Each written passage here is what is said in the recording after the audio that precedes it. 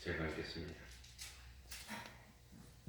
버가모 교회의 사자에게 편지하기를 좌우에 날선 금을 가진 이가 가라사대 네가 어디 사는 것을 내가 아노니 거기는 사단의 위가 있는 데라. 내가 내 이름을 굳게 잡아서 내 충성된 증인 안디바가 너희 가운데 곧 사단에 거하는 곳에서 죽임을 당할 때에도 나를 믿는 믿음을 저버리지 아니하였도다. 그러나 너에게 두어 가지 책망할 것이 있나니 거기 너에게 발람의 교훈을 지키는 자들이 있도다. 발람이 발락을 가르쳐 이스라엘 앞에 올무를 놓아 우상의 제물을 먹게 하였고 또 행음하게 하였느니라. 이와 같이 네게도 니골라당의 교훈을 지키는 자들이 있도다. 그러므로 회개하라. 그리하지 아니하면 내가 네게 속히 임하여 내 입에 검으로 그들과 싸우리라. 귀 있는 자는 성령이 교회들에게 하시는 말씀을 들을지어다.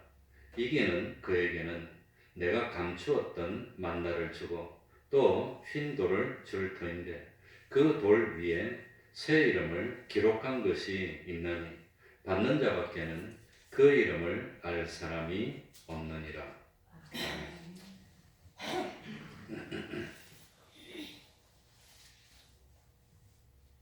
성경 말씀은 사람이 쓴 글이 아니라 살아계신 하나님께서 인간의 언어로 하나님의 말씀을 전해주시고 그 참 말씀을 통해서 하나님의 뜻을 나타내시는 살아있는 하나님의 음성입니다. 그것이 인간의 글자로 기록되어 있는 것이 성경 말씀입니다. 그러니까 천하의 책이 많고 명작품들이 많지만 우리들을 영원한 멸망에서 건져내고 구원으로 인도하는 하나님이 책임지시는 말씀은 오로지 한 건 성경밖에 없습니다. 이 성경 말씀을 알고 그대로 실행하면 희한하게도 믿음이 점점 자라갑니다. 정말 바로 알고 있다면 행하지 않을 수가 없습니다. 몰랐기 때문에, 실감하지 못했기 때문에 알지를 참 행하지 않은 것이지.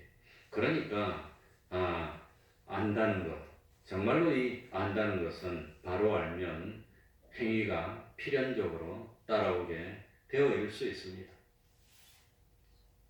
이 기독교가 처음에는 많이 박해를 받았습니다. 예수를 믿는다는 이유 하나만으로 산업을 뺏기기도 하고 집을 빼앗기기도 하고 노예가 되기도 하고 죽임을 당하기도 하고 초대교회는 얼마나 어려움이 많았는지 모릅니다.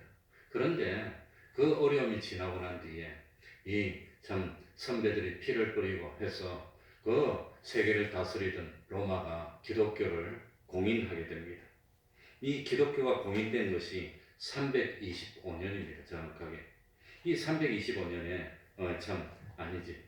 정확하게 모르겠습니다. 아무튼 기독교가 공인되고 325년에 니케아 종교회의를 하고 그 다음부터 이 기독교가 어떻게 흐르느냐 하면은 천주교화 되기 시작합니다.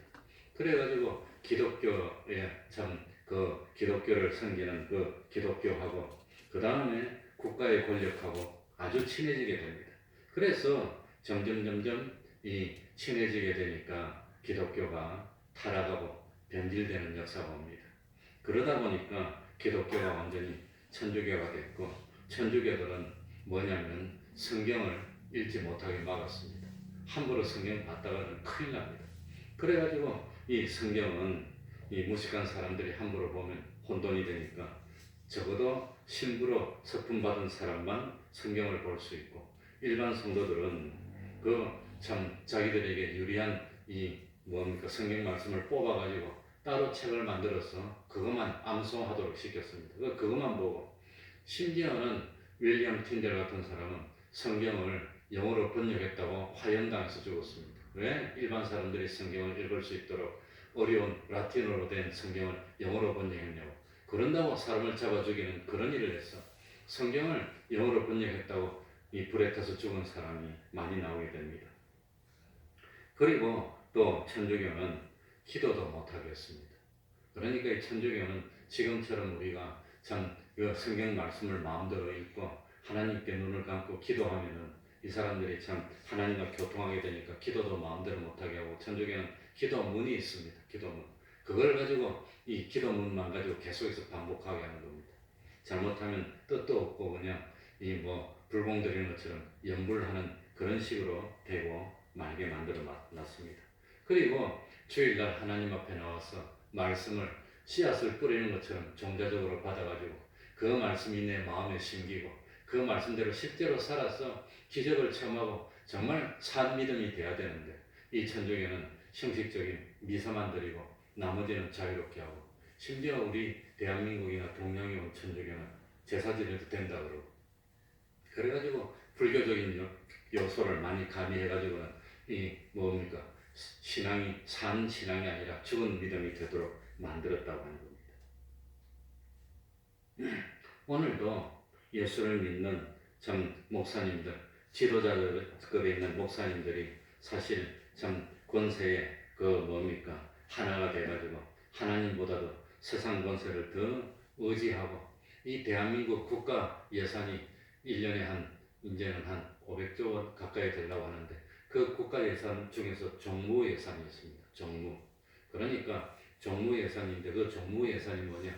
종교를 갖다가 권장하기 위해서 국가에서 종교단체에 이렇게 주는 돈이 있습니다.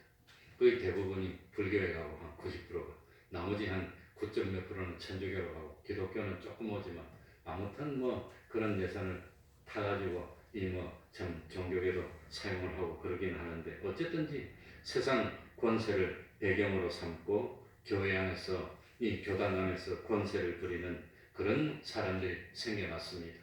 그런데 그런 사람은 신앙이 온전한 신앙이 아니기 때문에 참 믿음을 가진 사람하고는 자꾸 마찰이 되는 겁니다. 참 믿음을 가진 사람은 진짜로 진리대로 살고 성경 말씀대로 살려고 하는데, 그런 사람은 진리대로 사는 것이 아니라 이 정부하고 이 세상 권세나하고 적절하게 타협하면서 조화를 이루고 맞춰 가려고 하지, 꼭 하나님의 말씀대로 살려고 하지 않는 그런 문제가 일어났습니다. 그래서 참 이 하나님의 뜻을 이루는 것보다는 이 세상하고 조화를 이루어서 현실에 안주하면서 참 편안을 누리려고 하고 부귀를 누리려고 하는 그런 사람이 참 믿음을 가진 사람을 싫어하고 은근히 박해하기 시작했다고 하는 겁니다. 그래서 이 계시록에도 보면 교회마다 자칭 유대인, 자칭 잘 믿는다고 주장하는 사람들이 나와가지고 참 마찰이 되고 참 믿음을 가진 사람을 핍박해서 온전한 믿음 생활을 못하게 하고 어쨌든지 참 타협하게 해서 그런 것을 주류로 이루고, 그래 저도 신학교 다닐 때 그 당시는 주 5일 근무제가 아니고 6일 근무제인데, 그때 좀 웬만한 시험들은 다 주일날 시험을 쳤습니다. 그러니까 신앙 양심을 가진 사람들이 주일날 시험을 못 쳐가지고 어려움을 당하고, 그래가지고 신학교에서 학생들하고 다 모여가지고 도장 찍어서 정부에다가 청원을 하는 겁니다. 주일날 시험을 치지 말고 공휴일에 치면 되지 않냐? 그러면 학교들이 다 쉬니까 그 공휴일날 모여서 시험 치면 되지 않나?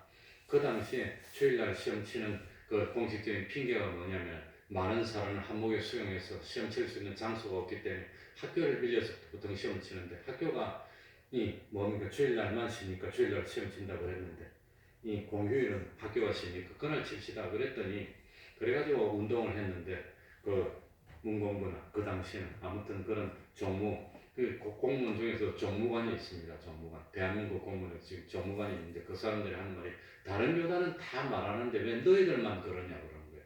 다른 교단은 주일날 시험 치도 된다 그러는데 왜 너희들만 그러느냐. 다른 기독교는 괜찮은데 왜 너희. 그러니까 세상하고 합하는 그 사람들이 참 믿음을 지키는 사람하고 맞지 않고 방해가 되는 겁니다.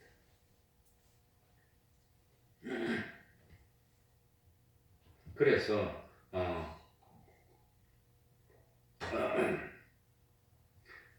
기독교 참 신앙을 지키는데 정말로 어려움이 되고 마찰이 되는 것은 불신자가 아니라 교회 안에 있는 거짓 믿음, 가짜 믿음을 가진 사람들이 제일 어렵게 하는 겁니다.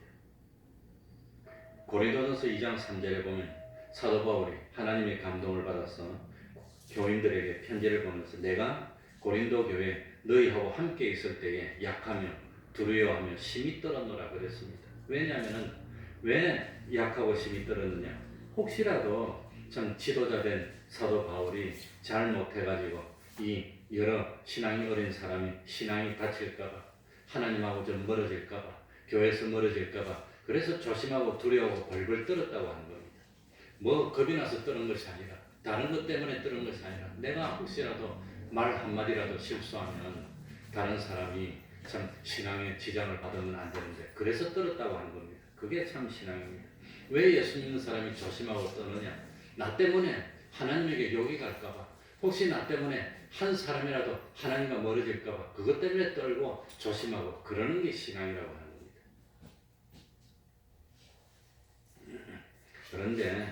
그런데 참 예수 믿는데 정말로 방해되는 것은 불신자들이 아니라 어중간한 그야말로 세상과 타협하는 그런 가짜 믿음, 외식하는 믿음을 가진 사람이 제일 방해가 많이 됩니다.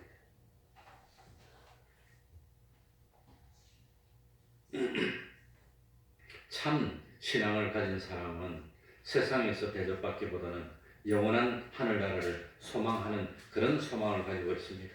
그런데 이 참 외식하는 믿음을 가진 사람은 세상에서 잘 보이려고 그러고 세상에서 존경받으려고 그러고 세상에서 대접받으려고 하다 보니까 자기의 외식이 비교가 돼서 드러나는 겁니다.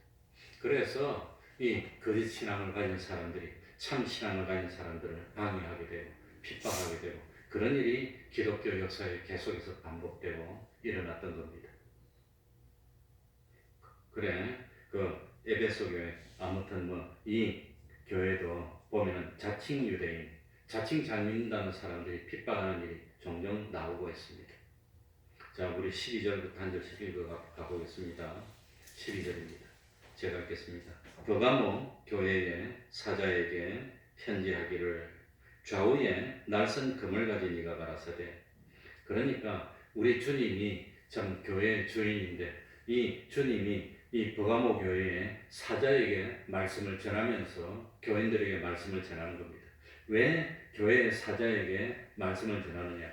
교회는 누가 뭐라고 하더라도 목회자가 교회의 책임입니다. 교회가 잘못되면 제일 먼저는 목회자에게 책임입니다. 그러니까 이 선생되지 말라고 그랬습니다. 선생된 자가 받을 심판이 크니까 이 목회자가 이 잘못된 이 복음을 엉터리로 전해가지고 그 목회자에게 엉터리 복음을 받은 사람이 죄를 지었고, 근데 중요한 것은 죄를 지으면서도 이게 죄라는 것을 깨닫지를 못하고 죄를 지으면서도 죄책감을 가지지 못하도록 거짓말로 잘못 가르쳐 놓으면 나중에 넌 왜 이렇게 했느냐? 우리 목사님이 그렇게 가르쳐줘서 그랬습니다. 실제로 하나님이 모르는 게 없는데 그 다음에 심판대 가면 잘못한 사람은 자기가 잘못했으니까 벌을 받고 잘못하도록 거짓말로 가르친 사람은 더 큰 벌을 받을 거라고 하는 겁니다. 몰라서 죄를 지어도 그건 벌을 받습니다. 알고 죄를 지으면 그건 더 큰 벌을 받고. 그래서 참 목회자들이 책임이 있기 때문에 버가모 교회에 누구에게 편지했지요? 사자에게. 그러니까 사자가 거짓말하고 그냥 시류에 그냥 뭐 부합하고 이렇게 하면 안 된다는 겁니다. 누구도 두려워하지 않고 하나님의 말씀을 더하지도 않고 빼지도 않고 그대로 가르쳐야 됩니다. 어려움이 있더라도. 그래서 어떤 때는 나는 다른 거 생각하지 못하고 저는 뭐 아무튼 표현이 좀 센 편이니까 성경 말씀을 그대로 가르쳤는데 나중에 와가지고 우리 사모가 망보라 해요. 왜 그래 그냥 세게 해서 사람들 힘들게 하냐고 망보라 해요. 나는 내대로 그냥 뭐 하다 보면 스스로 그냥 말씀에 도취돼가지고 크게 하기도 하고 그러는데 아무튼 그게 목회자 양심입니다. 그런데 이 버가모 교회의 사자에게 우리 주님이 나타났는데 뭐라고 하느냐 하면은 좌우에 날선 금을 가졌다고 합니다. 특별히 이 버가모 교회에 필요한 것이 뭐냐? 좌우에 날선 금이라고 하는 겁니다. 좌우에 날선 금. 이 좌우에 날선 금이 뭐냐? 하나님의 말씀입니다. 하나님은 무엇으로 심판하느냐? 참 하나님의 말씀으로 심판합니다. 그런데 왜 좌우에 날선 금이냐? 하나님의 말씀은 어느 한쪽으로 치우치지 않습니다. 누구에게나 공평하게 적용되는 겁니다. 사람은 공평하지 않습니다. 자기하고 친한 사람이면 눈 감아주고 봐줍니다. 잘못해도 감싸줍니다. 자기하고 좀 멀면 사정없이 내리치는데 하나님은 그렇지 않다고 하는 겁니다. 좌우에 이쪽으로나 저쪽으로나 절대로 치우침이 없습니다. 그래서 하나님은 공의로운 하나님, 공의로운 하나님이 아니고 치우친 하나님은 믿을 필요가 없습니다. 지금 이 세상은 우리 편이면 그냥 무조건 눈 감아주고, 그건 잘못된 겁니다. 우리 편 너희 편 따질 것이 아니라 이것이 옳으냐 틀리냐, 우리 교회에서는 이것이 진리냐 아니냐, 하나님의 말씀대로냐 아니냐, 그걸로 판단해야 됩니다. 하나님의 말씀대로가 아니면 하나님은 무조건 날선검으로 어떻게 하지요? 돌려서 내고 잘라서 낸다고 합니다. 그게 날선검입니다. 그러니까 하나님이 심판할 때 어떤 사람은 죄를 지어도 괜찮아 그렇게 봐주는 거 없습니다. 저는 할아버지 때부터 목사님이었습니다. 외전 때부터 목회를 했습니다. 그리고 위에 참 아버지 형제 중에서도 목사님이 계시고 목사님이 많으니까 난 하나님이 잘못해도 봐줄 줄 알았는데 사정없습니다. 똑같이 잘못하면 그대로 부르죠. 하나님은 하나님과 가까운 사람일수록 신앙의 연도가 높을수록 조그만 실수도 허용하지 않습니다. 이제 처음 믿는 사람은 실수해도 봐줍니다. 몰라서. 그런데 믿는 연도가 점점 오래되면 하나님의 형상으로 점점 거룩해져야 됩니다. 그래서 모세는 말 한 번 잘못했는데 가나안 땅에 못 들어가고 광야에서 죽어야 했습니다. 모세가 눈물로 3번이나 기도했는데 하나님이 더 이상 기도하지 말라고 했습니다. 그리고 가나안 땅 못 들어가게 하고 모세가 하나님께 부탁했습니다. 그것만 생각하면 눈물 났어. 그래 신명기에 보면 하나님 아버지 내 가나안 땅에 못 들어가는데 그러면 한번 보게라도 해주면 안 됩니까? 그래서 죽을 때 너버산에 올라가가지고 가나안 땅을 보게 하고 불러가서 죽었습니다. 모세가 처음에는 애굽에서 저 바로왕이 공주의 아들로였을 때는 하나님의 백성을 생각해서 애굽 사람을 쳐서 죽여도 잘했다고 했어요. 나중에는 말 한 번 잘못했는데 그것 때문에 용서를 안 하는 겁니다. 그래서 지도자가 된 참 사자는 조심해야 됩니다. 하나님의 말씀은 누구에게나 동일하다고 하는 겁니다. 그런데 하나님의 심판의 검은 날선검입니다. 아주 예리합니다. 조금만 잘못돼도 다 돌려내는 겁니다. 왜 그렇게 말씀 가지고 자꾸 따지냐고 그러는데 하나님은 말씀으로 심판하실 것이기 때문입니다. 하나님의 말씀은 어느 누구나 잘못된 것이 있고 틀린 것이 있다면 완전히 쪼개고 잘라내어서 조그마한 잘못된 것도 절대로 허용하지 않는 것이 날선검, 아주 날카로운 검이라고 표현한 겁니다. 그런데 이 버가모 교회에는 날선검이 필요한 교회입니다. 잘못된 것이 많이 있기 때문에. 그래서 잘못된 것을 베어내고 그리고 온전하도록 해서 구원을 이룰 수 있도록 하나님이 만들어 주시겠다고 하는 겁니다. 그래 교회는 순교의 각오로 열심히 신앙의 정절을 지키는 사람도 있고 다른 한쪽에서는 우상을 섬기고 세상하고 섞여가지고 그냥 반쯤 왔다 갔다 하는 사람도 있고 그게 교회입니다. 이 교회라는 보이는 교회는 우리 교회 안에 들어왔다고 해서 전부 다 참 순교의 신앙을 가진 그런 사람이 아니라고 하는 겁니다. 처음 믿는 사람도 있고 의심을 하는 사람도 있고 정말 주님을 위해서 목숨을 바치려고 각오한 사람도 있고 신앙이 앞선 사람도 있고 뒤선 사람도 있고 그게 교회입니다. 그러면서 신앙이 앞선 사람이 좋은 본을 보이고 신앙이 따라오는 사람이 점점 변화되고 이것이 제일 좋은 교회입니다. 신앙이 앞선 사람은 가도 있고 처음 믿는 사람이 아무도 없으면 그거는 뭡니까? 새로운 희망이 없는 교회들입니다. 그러니까 따라오는 사람도 있고 앞선 사람도 있고 이 정상적인 교회입니다. 그런데 이 버가모 교회는 어떤 형편인가 하면 아주 어려운 형편입니다. 13절 보겠습니다. 뇌가 어디 사는 것을 내가 아노니 거기는 뭐가 있는 데라? 사단입니다. 이 마귀가 사단이 자리를 잡고 있는데 교회가 있으니 얼마나 어렵겠습니까? 얼마나 어렵습니까? 그러니 우리 태평동이 그런 어려움이 있는 것이 아닌가 생각이 되는데 저기 하나님의 교회가 있는데 그거 잘못됐는데 그 하나님의 교회가 이 동네에서 제일 커 아무튼 그러니 이 동네는 그런 데가 아닌가 생각이 됩니다. 어쨌든지 내가 어디 사는 것을 내가 아는 거기는 사단의 위가 있는 데라. 뇌가 내 이름을 굳게 잡았어. 내 충성된 증인 안디바가 너희 가운데 곧 사단에 거하는 곳에서 죽임을 당할 때에도 나를 믿는 믿음을 저버리지 아니하였도다. 그러니까 이 버가모 교회는 사단의 본보가 있는 데라서 그래가지고 끝까지 신앙을 지키려고 하던 사람이 있었는데 그 사람이 안디바입니다. 이 안디바 신앙을 끝까지 지키다가 사단에게 핍박을 받아서 죽어서 순교자가 나온 교회가 버가모 교회입니다. 그러니 참 우리 너희가 어디 사는 것을 내가 보니 지금은 신앙을 지키는 것이 얼마나 어려운지, 얼마나 세상이 문란해지고 세상이 얼마나 음란해졌는지 눈을 뜨고 볼 수가 없는 지경입니다. 요즘은 젊은 아이들이 교복 입고 담배 피우고 하면 못 본 적 피해야 돼. 잘못하면 한 대 맞으면 죽어. 죽어. 그래도 난 우리 건물 안에서 피우면 무조건 놀아. 무조건 나와요. 라고 뭐라. 우리 태평양에 너무 많이 와요. 동네 뭐 어른들도 오고 아이들도 오고 그냥 엉망진창입니다. 내가 몇 번이나 태평중학교에 전화해가지고 항의도 하고 그 학생들 많이 온다고 또 한 번 항의를 해야 될 것 같아. 아니면 CCTV를 달든지 문 다 들어와요. 어쨌든지 참 버가모 교회는 신앙을 지키기 어려운 데 있었는데 요즘 우리 세태가 버가모 교회와 똑같은 것이 아닌가. 정말로 신앙의 정절을 지킨다는 것이 얼마나 힘든지. 요즘 세상 웬만하면 너무 문란해졌고 너무 음란해졌습니다. 그런데 하나님의 교훈은 세 가지 종류가 있습니다. 몇 가지 종류가 있죠? 하나님이 성경 말씀은 똑같은 성경 말씀이고 우리가 다 지켜야 되는데 이 성경 말씀을 잘 연구를 해보니까 세 가지가 있더라고 하는 겁니다. 하나는 명령입니다. 명령. 또 하나는 뭐지요? 도덕적인 교훈입니다. 또 하나는 계약적인 교훈입니다. 이게 어떻게 다를까요? 명령은 무조건 뭐 해야 되는 거지요?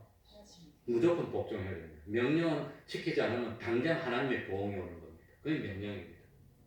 명령.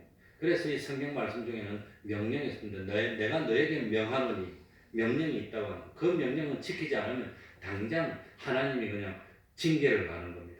그 다음에 계약적인 교훈이 있습니다. 너희들이 오늘날 내가 너에게 그런 말씀을 삼가 듣고 순종하면 이렇게 해주겠다. 그건 뭡니까? 계약적인 겁니다. 그러니까 이 계약적인 교훈은 그 교훈의 말씀을 지키면 하나님이 약속하신 은혜가 오고 축복이 오고 기적이 오고 막 오는 겁니다. 그게 계약적인 교훈입니다. 그래서 성경을 잘 읽어보면 너희들이 내 말을 듣고 이렇게 하면 내가 이렇게 복을 주겠다. 그게 계약적인 교훈. 그래서 그 계약적인 교훈의 말씀을 듣고 지키면 그 하나님이 약속인 복이 은연중에 막 와가지고 잘 되는 겁니다. 그거 안 지키면 그런 복이 안 와요. 세 번째는 뭐냐면은 도덕적인 교훈이 있습니다. 가늠하지 말라. 물론 뭡니까 그 명령도 있긴 있지만 도덕적인 교훈이 있습니다. 다른 사람을 너보다도 높여라. 아무튼 참 섬기는 삶을 살아라. 그런 도덕적인 교훈이 있는데 그 도덕적인 교훈을 지키면 내가 아주 참 하나님 앞에 존귀한 사람이 되고 실력 있는 사람이 되고 존경받는 사람이 되고 내가 성화가 되고 이래 되는 겁니다. 명예를 얻게 되고. 그런데 이 사단이 하는 일은 하나님의 명령도 지키지 못하고 계약도 지키지 못하고 도덕적인 교훈도 지키지 못하고 사단이 하는 일이 뭐냐? 하나님의 말씀을 흐려뜨리는 것. 그게 아니에요. 그래가지고 사람들이 어떻게 하면 하나님의 말씀에 순종하지 못하도록 하는 그런 일을 하는 겁니다. 그런데 13절에 보니까 너희들이 나의 이름을 굳게 잡았어. 주님의 이름을 굳게 잡으라고 하는 것은 주님의 말씀을 굳게 잡아서 주님과 동행하는 생활, 주님의 말씀에 순종하는 생활을 힘들어도 포기하지 말라. 돌밭에 뿌린 씨앗이 뭡니까? 하나님의 말씀이 씨앗으로 마음에 왔는데 들으니까 깨달음도 오고 좋았어. 실제로 말씀대로 살려고 해보니까 힘든 거예요. 그 포기해버리는 게 그게 돌밭입니다. 그러니까 굳게 잡으라는 것은 포기하지 말아라. 신앙 지키는 거 포기하지 말아라. 그래서 내 이름을 굳게 잡아서 내 충성된 증인 안디바가 너희 가운데 곧 사단에 거하는 데서 죽임을 당할 때, 그러니까 충성된 증인은 자기가 원해서 하나님의 말씀을 지키다가 죽임을 당했습니다. 우리 할아버지는 평생 한 20곳 정도를 목회하면서 돌았다고 합니다. 참 한경북도 그쪽에서부터 만주에서부터 시작해가지고 이래서 할아버지가 원래 고향이 황해도 어디라고 그랬더라 이제 그게 우리 이제 원적입니다. 거기에서 이제 교회를 세우고 점점 내려와서 호남 지방에서 주로 목회를 하다가 마지막에는 부산에 와서 초량에서 목회를 하고 거기에서 이제 돌아가셨는데 초량 교회를 직접 진통지고 옛날에는 그거 모래 작을 포올려 가지고 직접 지었다고 그래요. 그거 짓고 나중에 이제 중풍이 들어서 쓰러져서 그 교회에서 이제 돌아가셨는데 안디바가 그렇게 이제 사단에 거하는 곳에서 죽임을 당했으니까 신앙을 지키다가 죽임을 당하면 옆에 있는 사람이 겁납니까 안 납니까? 나도 신앙을 지키면 잘못하면 저것처럼 뭐 할 수도 있다? 죽임을 당할 수도 있다. 그러니까 안디바가 순교당할 때 아니 난 모르겠다 신앙 지키는 거 포기하고 나가버리는 사람도 있고 안디바가 순교당하는 거 보고 그래도 내가 신앙을 지켜야 하지 않은 사람이 있고 두 종류의 사람이 있습니다. 그런데 안디바가 순교를 당할 때 그래도 내가 신앙을 지켜야지 그러고 신앙을 지키면 자기는 순교를 안 당했지만 순교당한 영광을 함께 누리는 겁니다. 함께 누리는 겁니다. 왜냐하면 옆에서 막 죽임을 당하는데도 그래도 신앙을 지켰으니까 이 사람은 나는 죽여도 내가 신앙을 지켜야 하는 그런 각오가 되어 있는 사람입니다. 그 사람은 순교 안 해도 순교자의 영광에 동참할 수 있도록 하나님이 은혜를 줍니다. 그런데 옆에서 죽고 핍박받으니까 겁이 나서 도망가 버리면 그 사람은 배교자가 되고 마는 겁니다. 그런데 버가모 교회는 참 이게 뭡니까? 이 옆에서 안디바가 순교할 때 신앙을 지킨 사람이 있었다고 하는 겁니다. 있었어요. 그런 사람들은 완전히 완성하지는 못했고 미완성입니다. 그래서 그런 사람은 완결이 아니라 미결이라고 합니다. 미결 승리입니다. 승리를 하긴 했지만 마음속으로 신앙을 다 지키고 신앙을 지켰으니까 승리를 하긴 했지만 안디바처럼 순교로 완성을 못했어. 그러니까 하나님의 말씀을 지키고 순종하는 데 쓰여져서 없어진 것은 완성입니다. 그건 하늘나라로 완전히 가 있는 겁니다. 쓰여지지 않고 남아있는 것은 아직까지 사단의 유혹을 받을 수 있기 때문에 그건 미완성입니다. 미완성으로 많이 남아있는 사람도 있고 완성을 많이 시킨 것도 있고 완성을 시킨 것은 영원불변입니다. 그런데 문제는 뭐냐? 14절이 문제입니다. 14절이 문제. 14절. 그러나 너에게 두 가지 책망할 것이 있나니 거기 너에게 발람의 교훈을 지키는 자들이 있도다. 발람의 교훈을 이 발람이 뭐냐면 우상 숭배하는 일을 했던 사람이 발람인데 안디바가 순교하는 그런 신앙을 지켰는데 한쪽에서는 무슨 신앙을 가졌단 말입니까? 우상 숭배하는 그 신앙을 가지고 있는 사람인데 그거 회개하라고 하는 겁니다. 그러니까 교회 안에는 신앙 연조가 오래되었는데도 두 부류의 사람이 있습니다. 한 사람은 정말로 믿음을 지키고 하나님 앞에 참 모든 것을 바치려고 작정하는 그런 믿음이 있는 반면에 한쪽에서는 어떤 사람? 한쪽에는 발람의 교훈. 발람의 교훈이 뭔가 구약 성경 민수기에 나옵니다. 이스라엘 백성들이 출애굽해가지고 가나안 땅으로 가다가 원수 나라가 막으면 전쟁을 해서 싸워서 이기고 물리치고 가고 그러다가 이스라엘 백성들이 아주 강성해졌어. 그래가지고 드디어 참 뭡니까 이 어떤 지역에 도착했는데 그게 아마 그 아말렉 족속이 사는 지역입니다. 그런데 그 아말렉 족속이 사는 지역의 왕이 발락입니다. 발락. 근데 발락 왕이 소문을 딱 듣고 자기 정탐꾼들이 하는 말대로 이스라엘 백성들이 점점 강성해져가지고 자기 주변에 있는 다섯 국가 왕을 다 죽이고 점령하고 승리해서 자기 나라로 이제 오고 있다는 거예요. 너무 불안했습니다. 어떻게 할까? 왕이 너무 불안해가지고 어떻게 하면 이스라엘을 참 전쟁에서 이길 수가 있을까? 그러다가 보니까 자기 땅에 발람이라는 선지자가 살고 있다는 겁니다. 이 선지자는 선지자인데 무슨 선지자나 아마도 유명한 무당 정도 된 것 같습니다. 그래서 이 무당이 너무 신통해가지고 말하는 대로 다 된다는 거예요. 그래서 이 발락 왕이 자기 나라의 높은 대신들한테 검은 보화를 잔뜩 실려가지고 발람을 찾아가서 자기한테 와가지고 하나님의 이름으로 이스라엘 백성을 저주해달라고 그렇게 하면 이스라엘 백성들이 자기하고 전쟁하면 질 것 같으니까 그걸 부탁했어요. 그러니까 어느 날 발람이 시골에 사는데 왕이 재물을 많이 보내가지고 나라에 아주 유명한 귀인들, 정성들을 몽땅 열 몇몇 순을 보내가지고 우리 왕한테 오면 부귀 영화를 누리게 해주고 그럴 테니까 와가지고 이스라엘 백성을 하나님 이름으로 저주해달라고 부탁을 한 겁니다. 발람이 그냥 뿅 가버렸어요. 그래가지고 그 발람의 마음에 뭐가 생겼냐면 욕심이 생겼어. 내가 저 돈 가지고 잘 살고 싶어. 욕심이 생겼는데 그런데 실제로 자는데 꿈에 하나님이 계시로 나타나서 이스라엘 백성을 저주하지 말라고 하나님이 계시를 줬어. 그러니까 그 하나님이 겁이 나가지고 발락 왕이 보낸 사신들하고 같이 가지 못하겠다고 하나님이 못 가게 한다고 그랬어요. 그러니까 왕이 그 다음에 더 높은 고관대작들하고 더 검은 보물을 더 많이 보내왔어요. 이번엔 진짜로 가고 싶어요. 가고 싶어가지고 하나님이 가지 마라 그래도 보면 욕심이 나가지고 그래서 이 발람이 이 부귀영화도 누리고 하나님의 말씀도 안 해줄 수 있는 좋은 방법이 없을까? 이거 가지고 고민했습니다. 그래가지고 이 발람이 가고 싶어 하니까 하나님이 가라 그랬어요. 하나님이 가라고 하고 싶어서 간 게 아니고 가고 싶어 하니까 가라. 그러다가 나귀를 타고 가다가 나귀가 뭡니까? 하나님이 나귀 눈을 열어주니까 하나님의 사자가 천사가 칼 들고 발람의 목을 치려고 기다리고 있는 걸 보고 길 옆으로 비켰어요.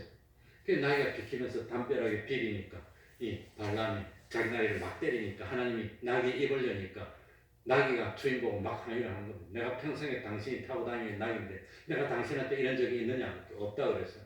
그런데 왜 나를 이렇게 괴롭히느냐?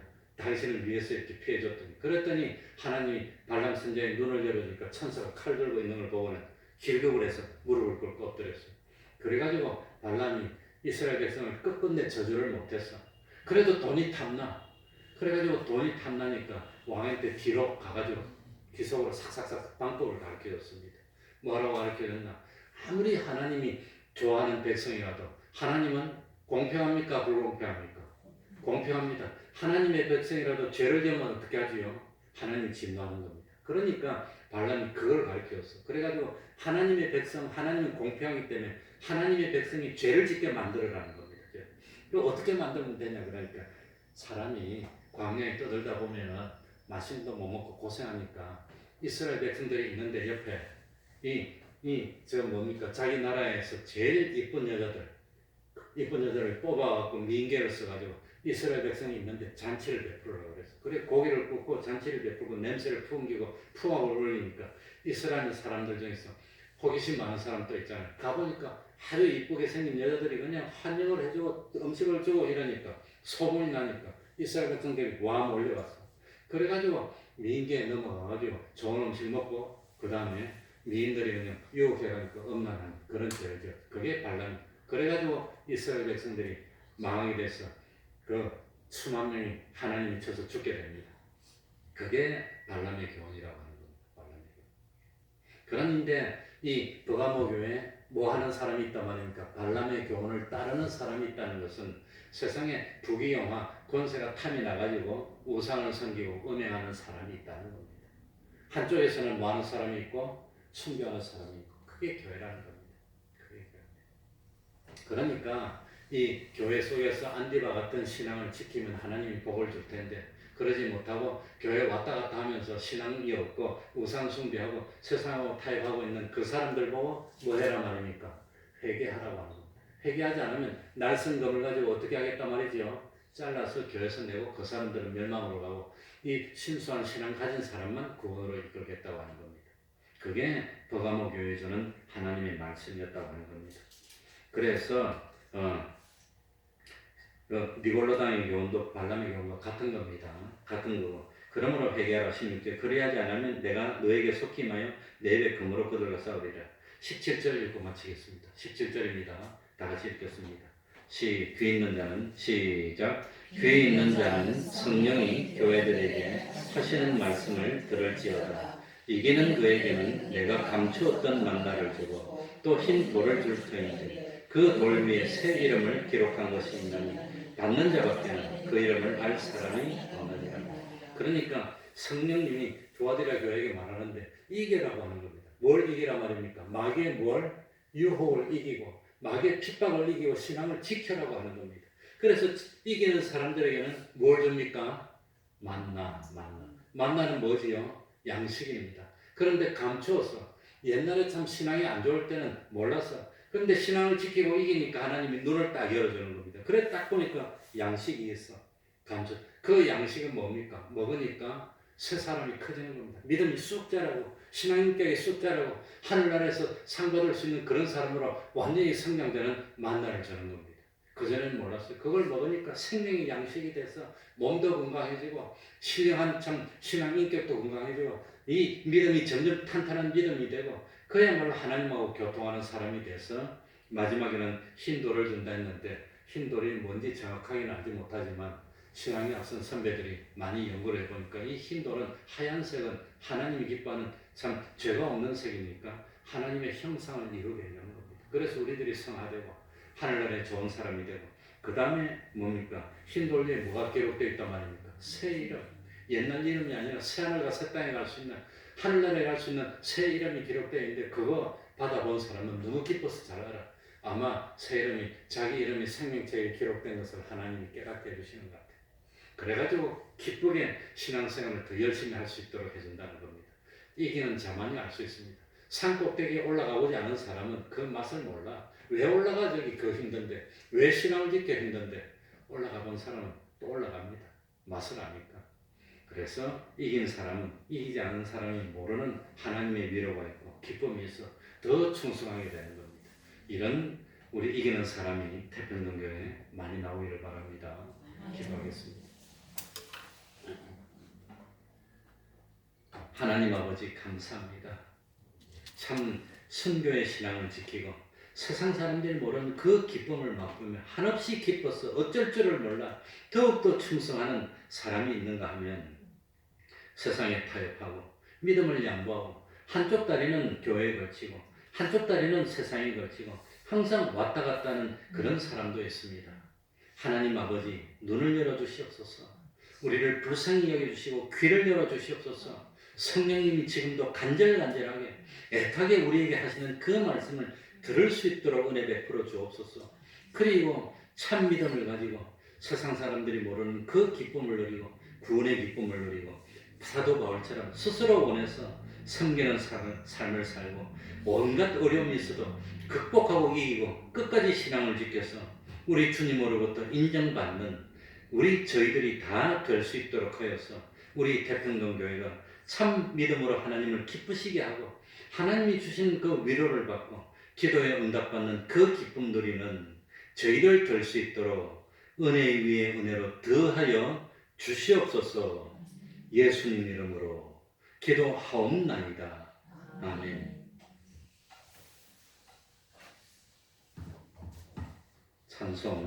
찬송하겠습니다.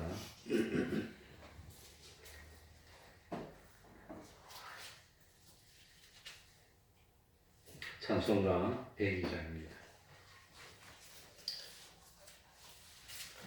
102장입니다.